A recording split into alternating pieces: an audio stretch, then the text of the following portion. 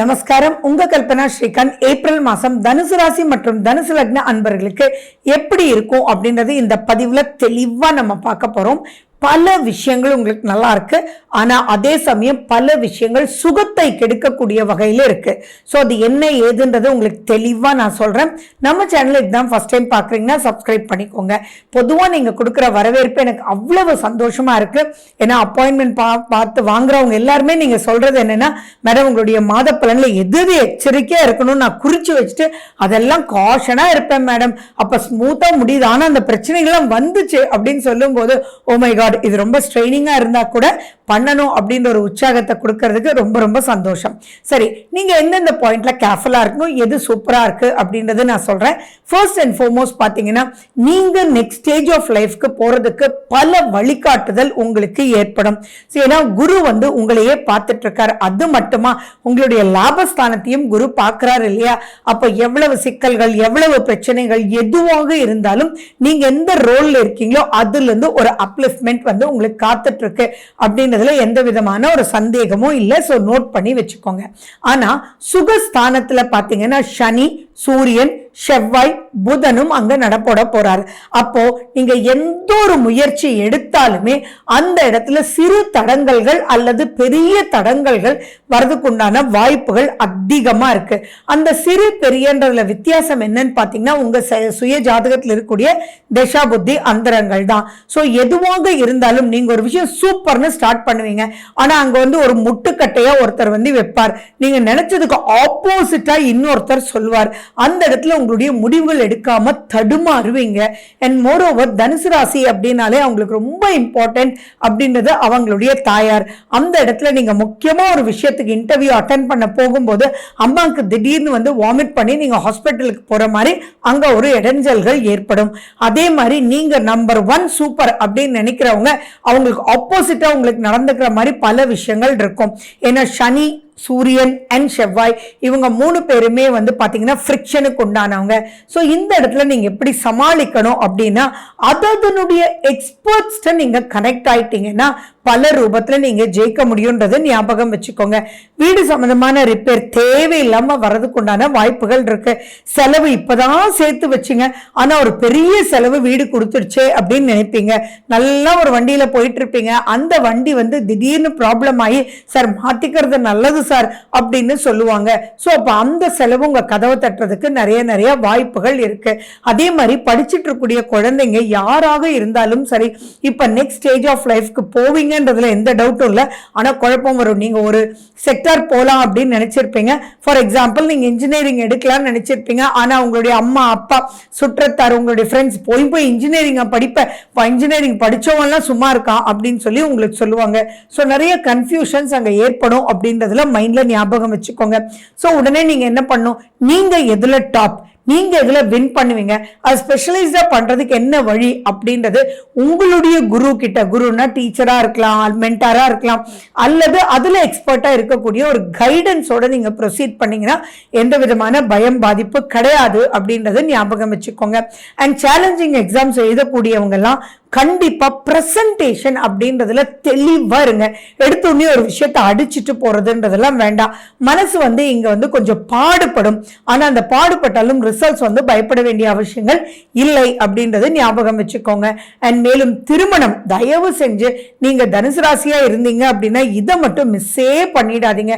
ஏன்னா இனி சில மாதங்கள் தான் இவ்வளவு சூப்பரா இருக்கக்கூடிய வாய்ப்புகள் இருக்கு.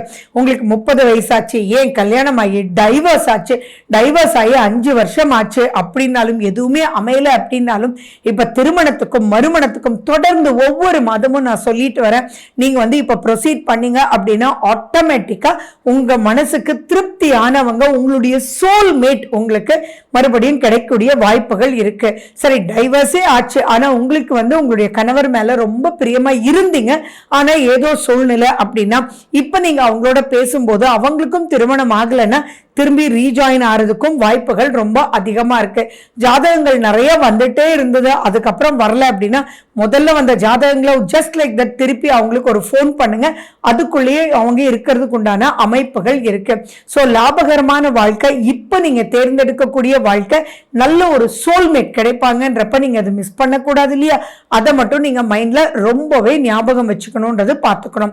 அடுத்தது நீங்க ஜீவனஸ்தானத்துல தொழில் ஸ்தானத்துல உங்களுக்கு சனி சூரியன் செவ்வாய்ன்றவங்க பார்த்துட்டே இருக்காங்க.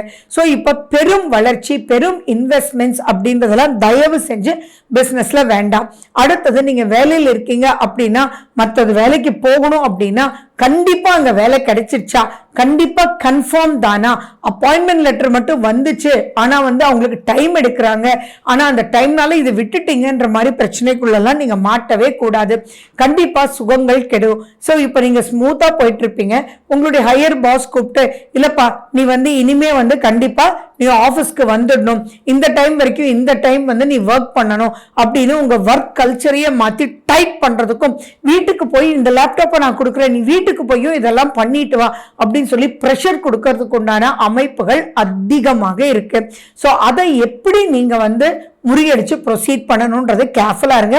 அதுவும் 14ஆம் தேதி வரைக்கும் இந்த பிரஷர் அதிகமாக இருக்கும். ஸோ அந்த இடத்துல ஏன்னா சூரியனும் சனியும் சேர்றது அப்படின்றது அந்த அளவுக்கு நல்லது இல்லை. கவர்மெண்ட் சம்பந்தமான பிரச்சனைகள் வர்றதுக்கு உண்டான வாய்ப்புகள் அதிகமா இருக்கு. தேவையில்லாத சிக்கலுக்குள்ள சிக்காதீங்க.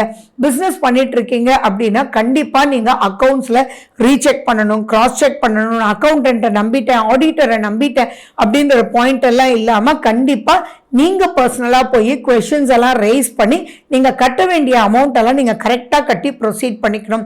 சிம்பிளா சொல்லணும்னா லைசன்ஸ் எல்லாம் ரெனியூவல் பண்ணிக்கணும். டிரைவ் பண்ணும்போது கேர்ஃபுல்லா இருக்கணும். ஹெல்மெட் நீங்க போட்டுக்கணும். அதே மாதிரி போன் பேசிட்டே டைவர்ஷன் ஒரு விஷயத்துக்குள்ள மாட்டாம இருக்கிறதுலாம் ரொம்ப ரொம்ப ரொம்ப இம்பார்ட்டன்ட் அப்படின்றத நீங்க ஞாபகம் வச்சுக்கோங்க. சரி, காதல்ல இருக்கிறவங்க இப்போ திருமணத்துக்கு எடுத்துட்டு போலாமனா சூப்பரா நீங்க எடுத்துட்டு போலாம். ஏன்னா 5ஆம் வீட்டுல சுக்கிரன் இருக்காரு அண்ட் மேலும் குரு உங்களையும் பார்த்துட்டு இருக்கு அப்படின்றதுனால இப்ப நீங்க ஃபேமிலியோட போய் பேசும்போது அதெல்லாம் சுமூகமா முடியறதுக்கு உண்டான வாய்ப்புகள் இருக்கு. மனசு அப்படின்றது ஒரு சந்தோஷ கடலுக்குள்ள நிலையும், ஆனா கொஞ்சம் டைட்னஸ் இருக்கும். யோசிச்சு பாருங்களேன், லவ் பண்ணிட்டு இருக்கீங்க, லிவ்இன்ல இருக்கீங்க, அதை ஃபேமிலி கிட்ட போய் சொல்லணும் அப்படின்னா எவ்வளவு பயம் இருக்கும், எவ்வளவு தடுமாற்றம் இருக்கும். ஆனா அத்தனை விஷயத்தையுமே நீங்க தெளிவா சொல்லி தென் அதுல இருக்கக்கூடிய பிளஸ் மைனஸஸ் எல்லாம் நீங்க அவங்க கிட்ட சொல்லி அதை மேரேஜுக்கு எடுத்துட்டு போறதுக்கு ஒரு அற்புதமான ஒரு பீரியட். ஸோ எந்த ஒரு பர்சனல் லைஃப் விஷயத்துல நீங்க மிஸ் பண்ணிடாதீங்க. சேவிங்ஸ்ன்றதும் கண்டிப்பா இருக்கும். ஆனா இப்ப இன்வெஸ்ட்மெண்ட்ஸ் அப்படின்றதும் எக்ஸ்பான்ஷன்றது மட்டும் டபுள் ட்ரிபிள் டைம் நீங்க யோசிச்சுட்டு நீங்க பண்ணணும். உங்களுடைய ஆரோக்கியம் அப்படின்ற ஒரு விஷயம் வரும்போது கண்டிப்பா மனதளவுல நீங்க ரொம்ப ரொம்ப கேர்ஃபுல்லா இருக்கணும். நீங்க கண்டிப்பா மெடிடேட் பண்றது ஐ வில் ரிக்வெஸ்ட் யூ. ஏன்னா 4ஆம் வீட்டுல சுகங்கள் கெடுக்கிற மாதிரி நிறைய விஷயங்கள் இருக்கு. அண்ட் மேலும் உங்க அம்மா உங்களுடைய க்ளோஸ் ஃப்ரெண்டா இருப்பாங்க. ஸோ நீங்க காதலிச்சது அவங்க கிட்ட சொல்லியிருக்க மாட்டீங்க, லிவ்இன்ல இருக்க சொல்லியிருக்க மாட்டீங்க. அதை உங்க அம்மா ஏத்துக்காம மன சங்கடத்துக்குள்ள போக வாய்ப்புகள் இருக்கு. சோ வெளிப்படையா பேசுங்க, மிஸ்ஸே பண்ணிடாதீங்க. அதை வெளிப்படையா பேசி ஸ்மூத்தா பேசி உங்களுடைய சுகத்தை பக்குவமா நீங்க நெக்ஸ்ட் ஸ்டேஜ் ஆஃப் லெவலுக்கு எடுத்துட்டு போறது உங்க கையில இருக்கு அப்படின்றத நீங்க ஞாபகம் வச்சுக்கோங்க. தொழில் சம்பந்தமா ஸ்லோ அண்ட் ஸ்டெடியா நீங்க ப்ரொசீட் பண்ணுங்க. இப்ப நிறைய ஆர்டர்ஸ் வரும், ஆனா அது தொடர்ந்து வரும் அப்படின்றதுனால பெரிய இன்வெஸ்ட்மெண்ட் எல்லாம் பண்ணாம இருந்தீங்கன்னா போதுமானது. கண்டிப்பா உங்களுக்கு மூச்சு பயிற்சி ரொம்ப ரொம்ப இம்பார்ட்டன்ட். அதே மாதிரி உங்களுடைய உடம்புல எதெல்லாம் நம்ம லிக்விட் ஃபார்மா இருக்கும், நம்ம சொல்றோம் இல்லையா என்சைம்ஸ் சொல்லுவோம் இல்லையா, அதுல எல்லாம் நீங்க கொஞ்சம் கேர்ஃபுல்லா இருக்கணும். உங்களுடைய எக்ஸ்கிரீட்டரி ஆர்கன்ஸோட உங்களுடைய மென்சுரல் சிஸ்டத்தோட நீங்க ரொம்ப ரொம்ப கேர்ஃபுல்லா இருக்கணும். அதே மாதிரி பிரெக்னெண்டா இருக்கக்கூடிய லேடிஸ் மனசை ரொம்ப சந்தோஷமா வச்சுக்கணும். மஞ்சள் பொடி அதிகமா நீங்க சாப்பிடணும். Protein rich food, iron rich food உங்களுக்கு ரொம்ப ரொம்ப முக்கியம்ன்றது ஞாபகம் வச்சுக்கணும். அலர்ஜி தாக்கம் வராம நீங்க கண்டிப்பா நீங்க பார்த்துக்கணும். ஸோ இதை மட்டும் நீங்க பார்த்துக்கிட்டீங்கன்னா நல்ல சூப்பரா இருக்கு. Wish you good luck. வாழ்க வளமுடன். நன்றி, வணக்கம்.